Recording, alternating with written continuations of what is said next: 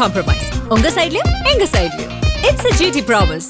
GT Holidays, South India's #1 travel brand. அபுதாபியில் வெறும் 50 லட்சத்தில் வீடு. நானோ பிரைம் ப்ராப்பர்ட்டிஸ் அபுதாபி. நீங்க கட்சிக்கு எதிராக பேசுறீங்க. நான் என்ன கட்சி என்பதே நான் தாக்குறவர் என்னங்க பேசுறீங்க? கட்சியை உருப்பண்ணு, கட்சியை பலப்படுத்த நினைக்கிறேன். இன்னொருத்தர் அடகு வைக்க நினைக்கிறதா காங்கிரஸுக்கு எதிர்ப்பு. காங்கிரஸ் பதவிக்கு வர வேண்டும், குறைந்தபட்சம் கூட்டணி ஆட்சியில் அங்கம் பெற வேண்டும் என்கின்ற ஆசை விருப்பம் இல்லாதவன் காங்கிரஸ்காரனே இல்லை. காங்கிரஸ் பேரை சொல்லி லேபிள் காங்கிரஸ்காரன். நீங்க உண்மையான காங்கிரஸ்காரன், காங்கிரஸ் அதிகாரத்துக்கு வரணும்னு நினைக்கிறவன் தான் உண்மையான காங்கிரஸ்காரன். மற்றவங்களாம் நான் சந்தேகப்படுறேன். விஜய் பக்கம் கொண்டு போயிருவீங்களா கட்சியை? அதை நீங்க பொறுத்திருந்து பாருங்கள் சார். போயுமா? சொன்னாலும் புரியாது மண்ணாலும் வித்தை. எதுவும் எப்போதும் எப்படியும் நடக்கலாம். விஜய் பக்கம் போவதற்கு காங்கிரசுக்கு என்ன லாபம் சொல்லுங்க. கூட்டணி வந்தால் அமைச்சரவைங்கிறாரு. ஜெயிச்சா தானே? நாங்க இருந்தா ஜெயிக்கும் சார், இல்லன்னா இல்ல சார். அது விஜயா இருக்கட்டும், திமுக இருக்கட்டும், அதிமுக இருக்கட்டும், பிஜேபி தவிர. விஜயோட போகிற கணக்கு, திமுக போற கணக்கு, இந்த கணக்கு தான் பலம் அப்படின்னு காங்கிரஸ் நினைக்குமா நினைக்காதா? எந்த கணக்கா இருந்தாலும் சரி சார், என் பார்வையில் ரொம்ப நாளைக்கு அப்புறம் ஒரு வாய்ப்பு வந்திருக்கு. காங்கிரஸ் கூட்டணி அமைச்சரையில் அமைச்சருக்கு பதவி யார் கொடுக்கிறாங்களோ அதை ஏற்றுக்கொள்வதுதான் இந்த கட்சிக்கும் தமிழ்நாடுடைய நலனுக்கும் நல்லதுன்னு நினைக்கிறேன். 50க்கும் மேற்பட்ட உலக நாடுகளில் 100 கோடிக்கும் அதிகமான ஆகாயம் தமிழ் பார்வையாளர்களுக்கு பேரன்பும் திருநன்றியும். வணக்கம் ஆகாயம் நண்பர்களே. விஜய் கட்சி வளர்கிறதா? காங்கிரஸ் கூட்டணி அமைக்குமா? பின்னணி என்ன? இதை பற்றி பேசுவதற்காக காங்கிரஸ் கட்சியை சேர்ந்த திரு திருச்சி வேலுச்சாமி இங்கு வந்திருக்கிறார். வணக்கம் திரு திருச்சி வேலுச்சாமி. வணக்கம். காங்கிரஸ் இப்போ திமுகவோட கூட்டணி அமைக்கிறது கிட்டத்தட்ட உறுதியாயிருச்சுல்ல? யார் எனக்கு தெரியலைங்க, நீங்க நல்லா தெரிஞ்சு வச்சிருக்கீங்க. நீங்க சொன்னா நான் புரிஞ்சுக்கிறேங்க. இல்லையா? இது எனக்கு தெரியலங்க, நீங்க தான் சொல்றீங்க. நீங்க மூத்த தேர்தல் ஏன் சார்? இது என்ன சார் கேள்வி இது? இதே தமிழ்நாட்டில் நாமினேஷன் போட்டு வித்ட்ராயல் டேட் வரும்போது அந்த நேரத்தில் புதுசா கூட்டணி உருவாகி ஒரு ஆட்சியை பிடிச்ச வரலாறு இருக்குல்ல. இந்த தேர்தலுக்கு 4 மாசத்துக்கு மேல இருக்கு. இன்னைக்கே முடிஞ்சு போச்சான்னு கேட்டா ஆமான்னு நான் சொன்னேன்னா நான் பொய் சொல்றேன்னு அர்த்தம். ஒரு இல்லை என்று சொன்னா இது ஒரு தீனி போடுற மாதிரி அர்த்தம். குழு, அதனால ரெண்டையும் சொல்ல. குழு அமைச்சு பேச்சுவார்த்தை நடத்துறாங்க. குழு யார் போட்டா? காங்கிரஸ் கட்சி தான். காங்கிரஸ் கட்சியில் யார் போட்டா? இல்ல, தமிழ்நாடு காங்கிரஸ் கமிட்டி போட்டிருக்கு சார். தமிழ்நாடு காங்கிரஸ் கட்சியில் அப்படி ஒரு வழக்கம் இல்லை. ஆனா போட்டிருக்காங்களே. போட்டிருக்காங்கன்னா நீங்க அவர்கிட்ட கேளுங்க. நீங்க என்ன சொல்றீங்க? இது வழக்கம் இல்லைன்னு சொல்லிட்டேங்க ஒரே வார்த்தையில. முதலமைச்சர் போய் பார்த்திருக்காங்களே சார். பார்த்ததை நான் கூட நாளைக்கு நான் போறேன் முதலமைச்சர்கிட்ட. நீங்களும் வாங்க, என்ன கூப்பிடுறாரு உங்களுக்கு பார்ப்போமா? அவரை பார்ப்பது என்பது பிரச்சனை இல்லை சார். குழு அமைச்சு குழு அமைச்சது மத்தியில் சென்ட்ரல் இருந்தா அமைக்கணும். அதான் வழக்கம் அந்த கட்சியில. உங்களுடைய அனுமதி இல்லாம போட்டிருப்பாங்க. அனுமதி இருக்கா இல்லையான்னு நீங்க கேளுங்கன்ற. நான் உங்ககிட்ட கேட்கறேன். எனக்கு தெரியாதுன்ற. நீங்க மூத்த தலைவர், எதா வேணாலும் இருக்கட்டும்ங்கிற. எனக்கு தெரிஞ்சாதாங்க தெரியும் சொல்லலாம். தெரியலங்க போய் பிடிக்க சொல்லுவேன். அப்ப இது அதிகாரப்பூர்வ கமிட்டி இல்லையா? மத்தியில் அறிவிக்கவில்லை இதுவரை. வழக்கமா இந்த மாதிரி கமிட்டியில டெல்லி தலைமை தான் அறிவிக்கும். அந்த அறிவிப்பு இதுவரை அவர்கள் அறிவிக்கவில்லை எனக்கு தெரியும். அப்படி இருக்கிற போது ஆம் இல்லைன்னு நான் எப்படி சொல்ல முடியும்? இல்ல, மத்தியில் இருக்கின்ற காங்கிரஸ் பொறுப்பாளர்கள் உள்ள இருக்காங்களே, குழுல இருக்காங்க. உள்ள இருக்கிறாங்க, இல்லாது வேற சார். நான் அதையா கேட்டுட்டு இருக்கேன். நான் என்ன சொல்றேன், அங்கிருந்து அறிவிப்பு வரலைங்கிறேன். அப்ப இந்த குழு உண்மை கிடையாதா? உண்மையான நீ அவங்ககிட்ட தான் கேட்கணுங்கிற. உங்ககிட்ட கேட்ட என்ன? அங்கே போட்டால் மட்டும்தான் அதை நான் ஒத்துக்குவேன். அவ்வளவுதான் என்னுடைய பதில். நீங்க காங்கிரஸ் முரண்படுறீங்க. நான் முரண்படுறேன். நீங்க தான் முரண்பாடாவே பேசிட்டீங்க துவக்கத்துல இருந்து. நீங்க தான் முரண்படுறீங்க. நீங்க தாங்க முரண்பாடாவே பேசிக்கிட்டு சொல்லிட்டேன். கட்சியுடைய அகில இந்திய தலைமை கமிட்டியை அறிவிக்கவில்லை. ஏன்னு கேட்டா தமிழ்நாட்டில் எந்த கட்சி சார் தேர்தல் கூட்டணிக்காக கமிட்டி போட்டிருக்கு? இன்னும் போடல. இவங்க மட்டும் போய் பேசுனாங்கன்னு எப்படி சொல்றீங்க? அவங்களே சொல்லிட்டாங்க, மரியாதை நிமித்தம்னு சொல்லிட்டாங்க. நீங்க தேர்தல் கமிட்டின்னு எப்படி சொல்றீங்க? சரி, காங்கிரஸுக்கு திமுக வேண்டும், திமுக காங்கிரஸ் வேண்டும், ஏத்துக்கிறீங்களா? எல்லாருக்கும் எல்லாரும் வேணும். இல்ல, இப்ப உங்க கூட்டணி எப்பவும் சார் நான் அதுலதான் தெளிவா இருக்கிறேங்க. நான் என்னுடைய கருத்து தெளிவானது. காங்கிரஸ் கட்சி என்ன முடிவு எடுக்குது அது இன்னைக்கு சொல்ல முடியாது. ஆனால் என்னுடைய விருப்பம், என்னுடைய ஆசைன்னு கூட வச்சுங்க. நான் பதவிக்கு வர்றதை சொல்ல, இந்த தேர்தலில் கூட்டணி ஆட்சி தான் வேணும், அதில் காங்கிரஸ் அங்கம் வகிக்க வேண்டும் அப்படின்னு நான் நினைக்கிறேன். அதை திமுக ஏற்றுக்கொண்டால் அவர்களை ஆதரிப்பேன், ஏற்றுக்கொண்டாவிட்டால் நான் முழுமையாக ஆதரிப்பேன்னு சொல்ல மாட்டேன். நேரடியாக கட்சிக்கு விரோதமா பேசுறீங்க சார். கட்சியுடைய கொள்கை என்ன யார் முடிவு எடுப்பா? தலைமை, தனி மனிதன் அல்ல. ஆனா நீங்க பேசுறீங்களே சார். என்னுடைய அனுபவத்துக்கு நான் பேசுறேன். நான் என்ன உங்களுக்கு அடிமையா? எனக்குன்னு நீங்க திமுக சொல்றீங்க. யாராரு வேணாலும் எடுத்துக்கிட்டுங்க. காங்கிரஸ்காரன் என்பவர் சுய சிந்தனை இருக்கிறவன், அவனுடைய உணர்வுகளை போத்திக்கிட்டு ஓகே பா சொல்றவன் இல்ல. என்னுடைய விருப்பத்தை சொல்றேன், கட்சியினுடைய தலைமைக்கு சொல்றேன், கேட்கிற போது கருத்து சொல்றேன். அதை ஏற்றுக்கொள்வதும் ஏற்றுக்கொள்ளாதும் தலைமைன்னா தனி மனிதர் அல்ல, கட்சியுடைய கீழே இருக்கக்கூடிய அவருடைய உணர்வுகளை புரிந்து கொண்ட தலைமை தான் வெற்றியடைய முடியும். அது எந்த கட்சிக்கும் கீழே இருக்கிற தொண்டர்களுக்கு அந்த எண்ணம் வந்திருக்கு. அதை தலைமை புரிந்து கொள்ள வேண்டும், செய்ய வேண்டும். இந்த பேட்டியில் நான் எல்லாத்தையும் சொல்ல முடியாது, யார்கிட்ட சொன்னேன் எப்படி சொன்னேன்னு எனக்கு தெரியும். நீங்க கிட்டத்தட்ட காங்கிரஸ் நிலைப்பாட்டுக்கு எதிராக தானே பேசுறீங்க.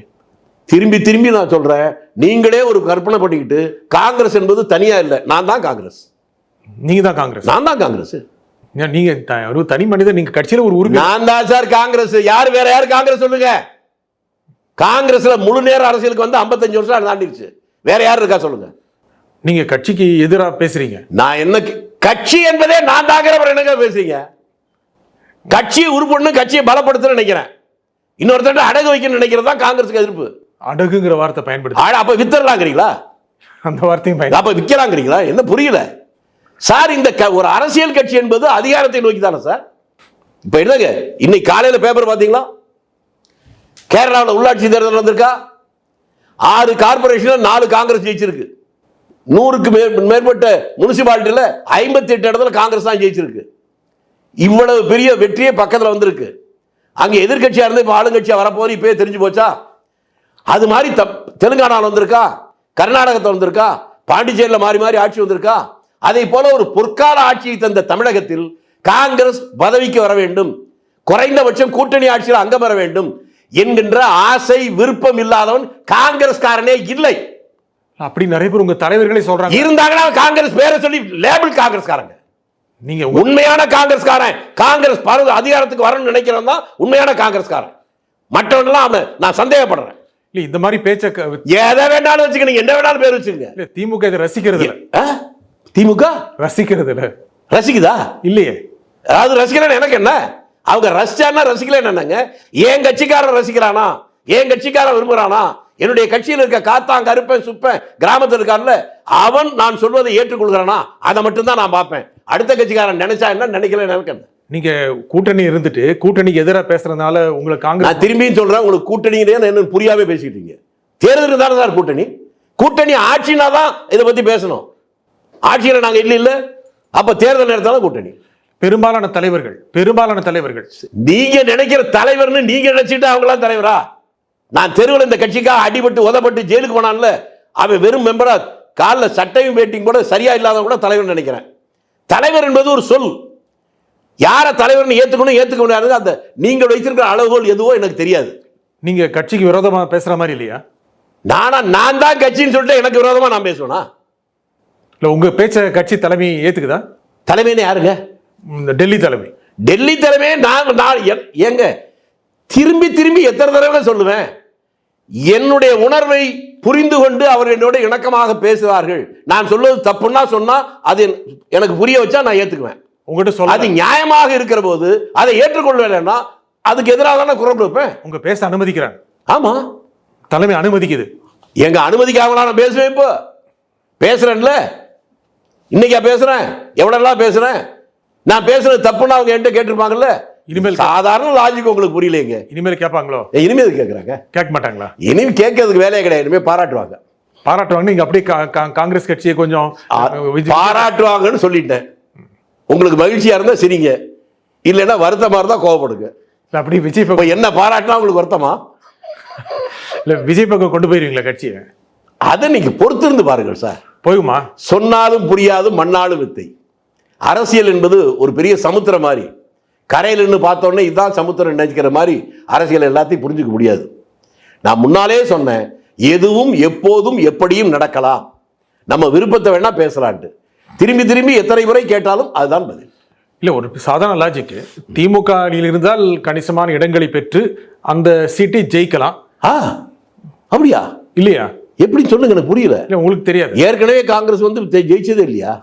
ஆனா எப்பவுமே சார்ந்து தான் இருக்கு திமுக. ஏங்க சிங்கிள் டிஜிட் என்னைக்கா தமிழ்நாட்டில் காங்கிரஸ் இருந்திருக்கா சொல்லுங்க. என்ன சார் பதில் சொல்ல மாட்டீங்க? சுதந்திரம் வாங்கினதுக்கு அப்புறம் தமிழ்நாட்டில் எப்பாவது சிங்கிள் டிஜிட்டுக்குள்ள காங்கிரஸ் வந்திருக்கா? இல்ல. ஆனா யார் தயவுல நாங்க ஜெயிக்கிறோம் சொல்லுங்க. அவரு 91 எத்தனை சீட் ஜெயிச்சாங்க சொல்லுங்க. திமுக ஏன் சார் உங்களை மாதிரி ஆட்கள் இப்படி பொய்யவே மக்கள்கிட்ட பேசிட்டு இருக்கீங்க? ஏதோ அவங்க தயவுல அவங்க போடுற பிச்சையை வாங்குற மாதிரி ஒரு தோற்றத்தை உருவாக்க நினைக்கிறீர்கள். அது உண்மை இல்லை. உங்களுக்கு என்ன பலம் இருக்கு? எங்களுக்கு என்ன பலம் இருக்கா? இன்றைக்கு ஆட்சி அதிகாரத்தில் உட்கார்ந்து இருக்காங்கல்ல, அவங்க பாணியில சொன்னா அதெல்லாம் நாங்க போட்ட பிச்சை. எங்களுடைய பலம் என்பது இந்த நாடே அடிமையாக இருக்கக்கூடாது என்று லட்சக்கணக்கான காங்கிரஸ்காரன் கம்யூனிஸ்ட்காரன் தியாகம் பண்ணான்ல, அதுல கிடைச்ச சுதந்திரம்.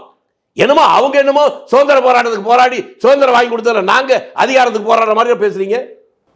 எங்க தியாகம் பண்ண மதிக்க மாட்டீங்களா? துரைகளை மட்டும்தான் மதிப்பீங்களா? என்னங்க புரியலைங்க நீங்க சொல்றது? சுதந்திர போராட்டத்தில் போராடின தியாகிகளை காட்டி கொடுத்த நாட்டுக்கு பிரைம் மினிஸ்டரா வந்தான் தெரியுமா உங்களுக்கு? விஜய் பக்கம் போவதற்கு காங்கிரஸுக்கு என்ன லாபம் சொல்லுங்க. கூட்டணி வந்தால் அமைச்சரவைன்றாரு. ஜெயிச்சா தானே? ஆமா ஜெயிச்சாதான். நாங்க இருந்தா ஜெயிக்கும் சார், இல்லைன்னா இல்ல சார். அது விஜயா இருக்கட்டும், திமுக இருக்கட்டும், அதிமுக இருக்கட்டும், பிஜேபி தவிர. அதனால நீங்க ஆட்சிக்கு வரணும் யார் நினைச்சாலும் எங்களுக்கு அமைச்சரோட இடம் கொடுத்தா நீங்க ஆட்சி, இல்லைன்னா எதிர்கட்சி தான். எத்தனை தடவை சொல்லுவேன். தேர்தலுக்கு அப்புறம் தான் முடிவு பண்ணுவாங்க. முன்னாலே முடிவு பண்ணாதான் தேர்தலை சந்திக்க முடியும். அது கமிட் பண்ண மாட்டாங்க. கமிட் பண்ணலன்னா விட்டுருங்க. திமுக கமிட் பண்ணாதுல்ல, விட்டுருங்க. அப்ப எதிர்கட்சிக்கு தயாராகிங்க. இல்ல விட்டுருங்க நீங்க சொல்றீங்க. இல்ல சார், அவங்க கமிட் பண்ணலன்னா எதிர்கட்சி இன்னைக்கே எழுதி வச்சுங்க. கமிட் பண்ணாங்கன்னா வாய்ப்பு உண்டு. பண்ண மாட்டாங்க. பண்ணலன்னா அப்ப எதிர்கட்சி. நீங்க உங்க ஆசை இப்பதாங்க புரியுது. திமுகவை எதிர்கட்சி ஆக்கணும்னு முடிவு பண்ணிட்டீங்க. இல்ல தேர்தல் மூலம் சொன்ன தமிழ்நாட்டு மக்கள் ஏத்துக்க மாட்டாங்கன்னு திமுக நினைக்கும். ஐயா, தமிழ்நாட்டு மக்கள் யாருங்க? கோபாலபுரத்துல வீட்டுல இருக்கவங்க மட்டுமா? தமிழ்நாட்டு மக்களை ஊர்ல போய் கேளுங்க, யாரா ஏத்துக்கிறா ஏத்துக்கலன்னு. திமுக தேர்தலுக்கு முன்னால் ஆட்சியில் பங்கு என்று உங்களிடம் சொல்லாது. சொல்லாதான் ஆட்சி கிடைக்காது. இல்ல அது கடந்த முறை நான் ஜெயிச்சிருக்கு. உங்க கடந்த முறை வேற சார். அப்ப அதுக்கு முன்னால் அந்த காலத்துல பிரிட்டிஷ்காரர் இருக்கும் போது எங்களுக்கு சுதந்திரம் வேணாம்னு சொன்னாங்க. அதை இப்ப சொல்லுவீங்களா?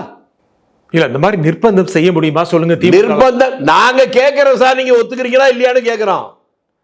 ஏங்க 540 எம்பிக்கள் இருக்கிறதுல வெறும் 14 எம்பி வச்சிருக்கிற போது 7 மந்திரி வேணும்னு கேட்டீங்க. நாங்க கொடுத்தோம்ல. அந்த பெருந்தன்மை உங்களுக்கு ஏன் இல்லைன்னு கேட்கிறேன். அவசியம் இல்ல. ஏன் அவசியம்? அப்ப எங்களுக்கு அவசியம் இருந்துச்சா?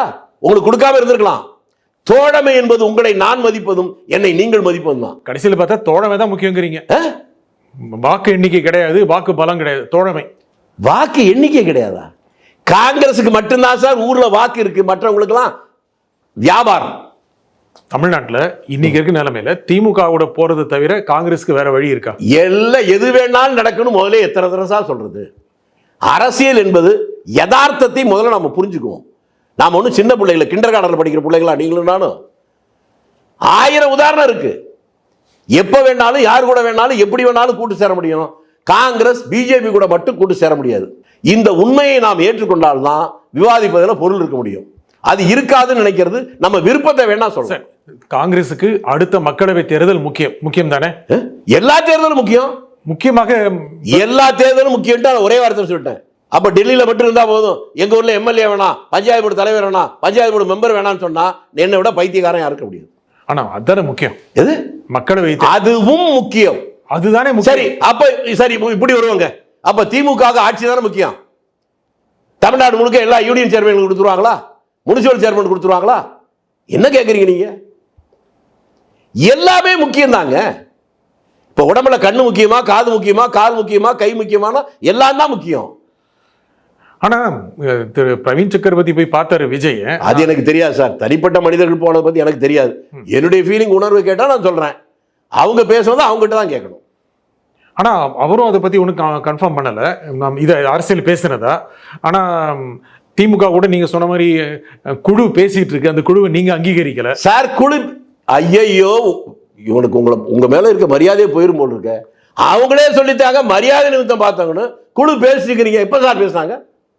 எப்ப பேசினாங்க? ஜனவரிக்கு அப்புறம். ஏன் போய் சொல்றீங்க? ஜனவரிக்கு அப்புறம் பேசுவாங்க. அது இன்னைக்கு பேசுனாங்க நீங்க சொன்னீங்க, நான் இல்லைங்கிறேன். மரியாதை நிமித்தமாக சந்தித்தார். மரியாதை நிமித்தம் எப்ப வேணாலும் யார் வேணாலும் பார்க்கலாம். இப்ப நான் தமிழ்நாடு முதலமைச்சரை பார்க்க போனா முடியாதுன்றா உங்களுக்கு தெரியுமா? இங்க பார்க்க போனவங்க எல்லாருக்கும் இப்பதான் தெரியும் அவரை. எனக்கு நீண்ட காலமா அவரை தெரியும். சரி. ஆனா விஜயோட போகிற கணக்கு, திமுக போற கணக்கு, இந்த கணக்கு தான் பலம் அப்படின்னு காங்கிரஸ் நினைக்குமா நினைக்காதா? எந்த கணக்கா இருந்தாலும் சரி சார், என் பார்வையில் ரொம்ப நாளைக்கு அப்புறம் ஒரு வாய்ப்பு வந்திருக்கு. காங்கிரஸ் கூட்டணி அமைச்சரையில் அமைச்சருக்கு பதவி யார் கொடுக்குறாங்களோ அதை ஏற்றுக்கொள்வதுதான் இந்த கட்சிக்கும் தமிழ்நாடுடைய நலனுக்கும் நல்லதுன்னு நினைக்கிறேன். ஒன்று. ரெண்டாவது, இன்னொன்று, நீங்க எல்லாரும் செய்யற தப்பு என்னன்னு கேட்டா, விஜய்க்கு பின்னால ரசிகர் கூட்டம் நினைக்கிறீங்க.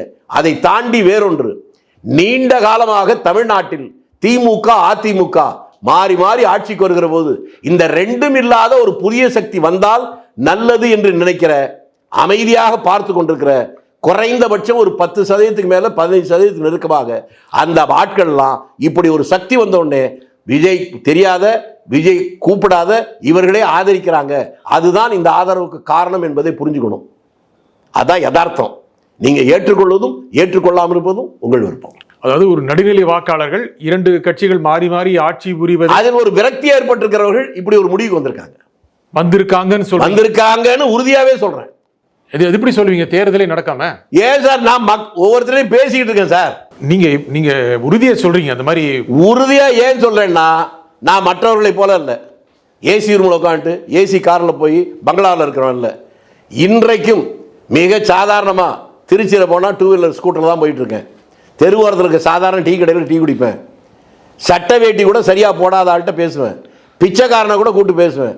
கிராமத்துக்கு போனால் வயலில் வேலை செய்கிற பொம்பளைகிட்ட கூட பேசுவேன். இந்த பயிற்சி எனக்கு வந்தது தலைவர் காமராஜர் கற்றுக்கொண்டது. அவர் முதலமைச்சராக இருக்கிற போதே போயிட்டே இருப்பார். ஒரு இடத்துல காடு நாற்று இருப்பாங்க, களை பறிச்சுட்டு இருப்பாங்க பொம்பளைங்க. அப்படியே நிற்பார். வாங்கம்மா எல்லாம் ஓடிடுவாங்க. என்னம்மா நல்லா இருக்கீங்களா என்னன்னு கேட்டாங்க. அச்சம் இல்லாமல் அவர்கள் உண்மையை சொல்லுவாங்க. அந்த உண்மையை புரிந்து, நீங்க வெறும் அதிகாரிகள் சொல்ற, போலீஸ்காரன் சொல்றது மட்டும்தான் உலகம் அப்படின்னு நினைச்சீங்கன்னா ஏமாந்து போயிருவீங்க. நீங்க அந்த உண்மையை தெரிந்து கொள்வதற்கு பாமரனுடைய உணர்வை புரிந்து கொள்வது நல்லது. என்ன சொல்றாங்க? அதான் சொல்றாங்க, விரக்தியில் இருக்காங்கன்னு தெரியுது. இந்த அரசு பல நலத்திட்டங்களுக்கு எடுத்து செஞ்சிருக்குல்ல சார். நான் என்ன சொல்றேன், நீங்க திரும்பி திரும்பி எத்தனை முறை கேட்டாலும் சரி, நான் ஒரே தான் கேட்டேன். ஒரே தான் கேட்கல, முன்னாலேயும் கேட்டீங்க. இல்ல, இப்போ நான் திரும்பி கேட்கிறேன். ஒரு அரசு என்பது அந்த அரசின் கீழ் படியாடி இருக்கக்கூடிய அந்த மக்கள் இருக்காங்கல்ல, அவர்கள் சுயமாக சுயசார்போடு அவர்களையே அவர்கள் காப்பாற்றிக் கொள்கிற ஒரு சூழ்நிலையை உருவாக்குவது. ரொம்ப சிம்பிளா சொல்லிடுறேன். சிம்பிளா சொல்லுங்க. சிம்பிளா என்ன தெரியுங்களா? ஒரு அரசாங்கம் விவசாயத்தை பெருக்குவது, தொழில்துறையை உருவாக்குவது, விவசாயமும் தொழிலையும் மேம்படுத்துவதற்கு கல்வியை உருவாக்கு. இந்த 3 தான் முக்கியம். இந்த 3இல் தமிழ்நாட்டில் எனக்கு ஒன்றும் கூச்சம் இல்லை. இதை மிக சரியாக செய்தவர் தலைவர் காமராஜ் தான். அவர் காலத்தில் தான் இவ்வளவு பெரிய மறுமலர்ச்சி உருவாக்கினார். அதற்கு பின்னால் இந்த பார்வையோடு எவ்வளவு பேர்கள் பணியாற்றினார்கள் என்பதை முடிவை உங்ககிட்டே விட்டுறேன். நீங்களே முடிவு சொல்லுங்களேன். இல்லைங்கிறதா அப்படி சொல்றேங்க. அவர் மட்டும்தான் செஞ்சார்னா அதுக்கு என்ன பொருள்? மற்றவங்க வேற யாரும் செய்யல. சரி, இப்போ மக்கள் ஒரு நடுநிலை இருப்பவர்கள், 2 ஆட்சிகளிலும் இருந்து வெறுப்புணர்வு கொண்டவர்கள் அல்லது மாற்ற வேண்டும் என்று நினைப்பவர்கள் உறுதியாக விஜய் பக்கம் போவார்கள் நீங்க சொல்றீங்க. போவதற்கு வாய்ப்பு இருக்கிறது. அங்கே ஒரு புரிஞ்சுக்கிட்டா உங்களுக்கு அங்கே ஒரு கமா தான் போடுறீங்க. கமாவா ஃபுல் ஸ்டாப்பே கிடையாதுங்க அரசியல்ல. உறுதியா சொல்ல மாட்டேங்கிறீங்க. ஃபுல் ஸ்டாப்பே கிடையாது. ஆமான்னு கூட சொல்ல மாட்டேங்கிறீங்க. அத நான் உண்மையை பேசணும்னு நினைக்கிறேன், நீங்க பொய் சொல்லணும்னு நினைக்கிறீங்க. உண்மை நான் சொல்றதுதான். நீங்க ஏத்துக்கலைன்னா நான் என்ன பண்ண முடியும்? அதுக்காக நான் மாத்திக்க முடியுமா? நீங்க என்ன சொல்றீங்க? மறுபடியும் 3வது நான் கேட்கிறேன். மாற்ற வேண்டும் நினைப்பவர்கள் விஜய் பக்கம் போக வாய்ப்பு இருக்குன்னு சொல்றீங்க. ஆமா, 30 தடவை கேட்டாலும் அதான் பதில். ஆமான்னு இப்பதான் சொல்றீங்க. நீங்க 30 தடவை கேட்டாலும் அதான் பதில் சொல்லிட்டாங்க. 2வது தடவை சொல்றீங்க ஆமான்னு சொல்லிட்டேனா? அப்ப அடுத்த கேள்விக்கு வாங்க. இதன் மூலம் நீங்க எச்சரிக்கை கொடுக்குறீங்களா இல்ல ஒரு தீர்மானமா உங்களுடைய நீண்ட அரசியல் பாரம்பரியத்தில் ஒரு கணிப்பை சொல்கிறீர்களா? இது இப்ப நீங்க கேட்டது கணிப்பு அல்ல. கணிப்பு என்பது நானா கற்பனையில உருவாக்குவது. யதார்த்தத்தை சொல்லுகிறேன். எல்லார்ட்டையும் பேசுறேன், பழகிறேன். நான் ரயில்ல போற போது கூட ஏசி கோச்சில் போறதில்லை. எதுக்குன்னா மக்களுடைய கருத்தை புரிஞ்சுக்கணுங்கிறதுக்கு. இந்த பாமரருடைய உணர்வை புரிந்து கொள்வதற்கு அது ஒரு பெரிய யதார்த்த வழி. அதை அரசியல்வாதிகள் பல பேர் செய்யறதில்லை. போகும்போதே 10 பேர் கூட பந்தா போறது. என்னன்னு கேட்டாங்க, கூட சைக்கோ ஃபேன்ஸின்னு சொல்றோம்ல, துதிவாடிகள் மட்டுமே கூட இருந்தா உண்மை நமக்கு தெரியாது. இடிப்பாறை இல்லா ஏமரா மன்னன் கெடுப்பார் இல்லாலும் கெடும். என் பக்கத்தில் இருக்க நண்பன் என்னுடைய குறைபாடுகளை சுட்டி காட்டுகிறவன் இருந்தா அப்ப நான் உருப்பிடுவேன். நான் என்ன தப்பு செஞ்சாலும் ஆகா உன்னை போல உண்டா அப்படின்னு சொன்னா எனக்கு எதுவும் தெரியாது, என்னுடைய வீழ்ச்சி தான் வரும். சரி, விஜய் ஒரு மிக பெரிய அரசியல் நட்சத்திரமா வந்து கொண்டிருக்காரு. மிகப்பெரிய திரை நட்சத்திரம் அவர். மிகப்பெரிய ஒரு மெகா ஸ்டார், ஒரு சூப்பர் ஸ்டார் அளவு சொல்லலாம். அவரால் எளிதாக வெளியே போக முடியவில்லை, மக்களிடம் பழக முடியவில்லை. அவர் வெளியே வந்தாவே பெருங்கூட்டம் கூடியிருது. அவருக்கு நீங்க சொல்றதெல்லாம் போய் சேருமா? ஏங்க, அவர் போனாலே பெருங்கூட்டம் வருதுன்னு நீங்களே சொல்லிட்டீங்க. ஆமா, மக்கள் தானங்க ஓட்டு போட்டதாங்க ஒருத்தர் ஜெயிக்க முடியும். இல்ல நீங்க சொல்ற அவர் போனா மட்டும்தான் பெரிய கூட்டம் வருதுன்னா அப்ப ஆதரிக்கிறாங்கன்னு தான் அர்த்தம். ஓ, நீங்க தாங்க விஜய்க்கு ஆதரவா கேள்வி கேட்கறீங்க. இப்ப நான் கூட என்னமோ நினைச்சு இப்பதான் அந்த கூட்டம் கூட எல்லாருக்கும் தானே தெரியும். அதைத்தாங்க நான் சொல்றேன். ஆனா அங்க அண்ணன் கேக்குறேன், நீங்க கூட்டம்னா ஆடு மாடு கூட்டமா? மக்கள் கூட்டம் தானே. ஆமா, மக்கள் அதிகமா வந்தா அதான ஆதரவு. அது ஆதரவு. அதிகான மக்கள் ஆதரவு கொடுத்தா தானே ஜெயிக்க முடியும். இல்ல மக்கள் வந்தாவே ஆதரவான்னு ஆதரவு வராம வர்ற எதுக்கிறது தான் வர்றாங்களா கூட்டம்? இல்ல அப்படி சொல்லலண்ணா, வர்றவே ஆதரவால தாங்க வருவான். நான் என்ன கேக்குறேன்னா, நீங்க கேக்குற எனக்கு புரியுதுங்க, நான் சொல்றது உங்களுக்கு புரியுதா? நீங்க சொல்றது புரியுதா? புரியுதா? ரைட். இல்ல அவரோட பிரச்சனைகள் எல்லாம் விஜய் போய் சேருதான்னு கேக்குறேன். அவருக்கு அது அவர்கிட்ட கேளுங்க, சேருதா இல்லையான்னு. இல்ல சேர முடியுமான்னு கேக்குறேன் உங்ககிட்ட. எது எப்படி சேர முடியாம எப்படி இருக்கும்? நான் முதல்ல ஒரு வார்த்தை சொன்னீங்க, நீங்க திரு காமராஜை போல நீங்களும் சாதாரண மக்களிடம் சென்று உரையாடுகிறீர்கள் அப்படின்னு. அவரால் அது முடியலேன்னு. அது முடியுமா முடியாது உங்களுக்கு எப்படி தெரியும் யார்கிட்ட அவர் பேசுறாருன்னு? உங்களுக்கு தெரிஞ்சா சொல்லலாம், தெரியாம எப்படி சொல்லுவீங்க?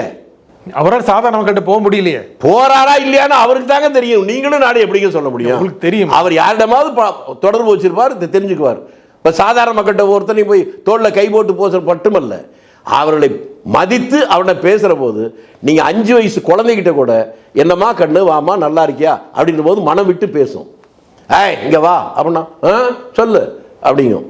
அதே போல பார்க்கிறவர்கள் எத்தனை பேர் யாருன்றதில்லை, அவரிடம் நீங்கள் கனிவோடும் பணிவோடும் பேசுகிற போது உங்களிடம் பாசத்தோடும் உண்மையை சொல்வார்கள். அதை விட்டு அதிகார தோரணையை பார்த்தீங்கன்னா உண்மைகள் சொல்ல மாட்டாங்க. உங்களுக்கு உண்மைகள் தெரியாது. உண்மைகளை புரிந்து கொள்வது, அதற்கான வழியை தெரிந்து கொள்வது தான் ஒரு வெற்றிகரமான அரசியல்வாதிக்கான அடையாளம். அதை யார் செய்தாலும் அது நல்லது, அது செய்யலைன்னா அதை நம்ம ஆதரிக்க முடியாது. விஜய் செய்யறாரா? நீங்க தான் சொல்லணும். நான் அவர்கிட்ட தான் கேட்கணும்னு சொல்றேன். திரும்பி திரும்பி என்கிட்ட கேட்டேன். நான் என்னமோ விஜய் காலையில இருந்து சொன்ன என்கிட்ட நான் என்னங்க பண்ணிட்டோம், காலையில் என்ன டிஃபன், இட்லி சாப்பிடலாமா தோசை சாப்பிடலாம், என்கிட்ட கேட்டு தான் முடிவு எடுக்கிறவங்க கேட்குறீங்க. அவர் வருகிற போது பெரிய கூட்டம் கூடுவது என்பது ஆதரவை காட்டுகிறது. அதனால தான் எல்லாரும் அவரை பற்றி பேசிக்கிட்டு இருக்கோம். அது இப்படியே நீடிக்குமானா எப்பவும் நீடிக்கும்லாம் சொல்ல முடியாது. அவர் இதை எப்படி தக்க வைத்துக் கொள்ள போகிறார்? பிரச்சனைகள் என்பது எல்லா காலத்திலும் வரும். அதுக்கு தான் எளிமையான உதாரணம் சொன்னேன். காலையில் சாப்பிட்டு வந்துட்டீங்க, ஆனாலும் மத்தியானம் பசிக்க தான் போகுது. மத்தியானம் சாப்பிட்டாலும் இரவு பசிக்க தான் போகுது. அதே போல ஒரு ஆட்சியில், ஒரு சமூகத்தில் பிரச்சனைகள் இதோடு முடிந்து போச்சுன்னு எந்த காலத்திலும் இருக்காது. மீண்டும் மீண்டும் பிரச்சனைகள் வரும். அந்த பிரச்சனைகள் வருகிற போது அந்த பிரச்சனைகளை அந்த அரசாங்கம், ஆட்சியாளர்கள் அல்லது தலைவர்கள் எப்படி கையாளுகிறார்கள் என்பதை வைத்துத்தான் மக்களுடைய ஆதரவு அல்லது எதிர்ப்பு வரும். இந்த நிகழ்ச்சியில் கலந்து கொண்டு கருத்துக்களை குறிப்பிட்ட திரு திருச்சி வெளிச்சாமி, மிக்க நன்றி. நன்றி, வணக்கம். மீண்டும் ஒரு நிகழ்ச்சியை சந்திப்போம். நன்றி, வணக்கம். No compromise. உங்க சைடுலயும் எங்க சைடுலயும். It's a GT promise. GT Holidays, South India's #1 travel brand. அபுதாபியில் வெறும் 50 லட்சத்தில் வீடு. நானோ பிரைம் ப்ராப்பர்ட்டிஸ் அபுதாபி.